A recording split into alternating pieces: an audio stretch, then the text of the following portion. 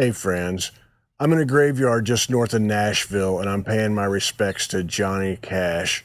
This is the final resting place of Johnny and June. It's a beautiful stone. It's very classy and dignified and, just like they were. And it's about to rain, so I'm going to try not to get rained on as I talk to you guys.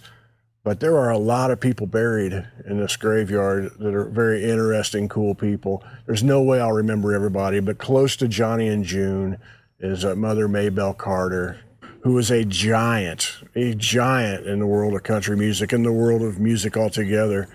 I remember my grandfather, he spent his entire life trying to play guitar like Mother Maybelle, just almost as good, just as close as he could get, but she was the pinnacle of guitar playing to him.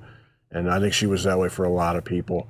But Anita Carter's close by. There's a lot of family buried right around them. Like I said, it's a beautiful plot.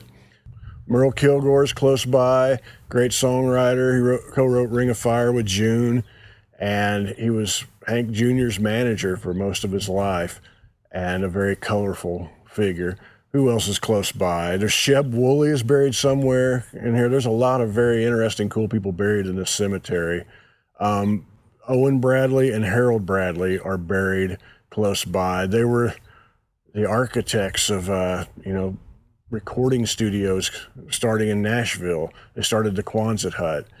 Everything, all the recording and everything in Nashville is kind of built upon their shoulders. Huge, huge figures who changed country music forever. They're buried close by. Also, Johnny Russell is in here. There's no way I'll remember everybody, but the great steel guitar player John Huey is buried in this cemetery.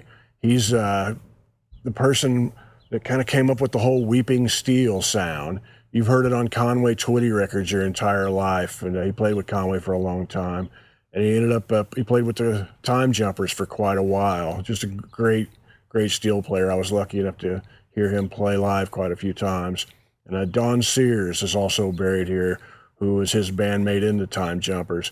And if you have never heard her sing, you need to drop everything and go listen to her. Just an amazing, beautiful voice. And if her voice doesn't stir something deep down in you, brother, you got to work on yourself. So one last story I'll leave you with, and this is one that Dave Ferguson, the great engineer and producer, told me. He was close friends with Johnny Cash, and he worked on a lot of Johnny's records. He was the engineer on the Rick Rubin American recording stuff. And so right around that time, Johnny Cash was playing Austin City Limits. I don't remember the year, but they were going to the taping and walking down the street. And there was this huge hole in the ground. And they kind of walked around it, and they heard a voice from the bottom of the hole, "Hey, that's Johnny Cash." And Johnny kind of stopped for a second, and the voice says, "Hey, Johnny."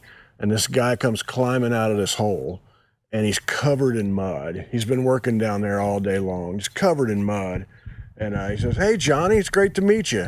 And he holds out his hand, just covered in mud, up to Johnny Cash.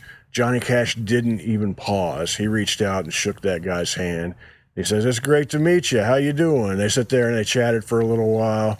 And he said, "Well, good to meet you, man." And he went on down the street to the Austin City Limits taping and did his thing. And I think that story is how I like to think of Johnny Cash. If you ever come and visit, please come and visit some of those other people that are buried here that are less famous. And I'll see you somewhere down the road. Much love to you.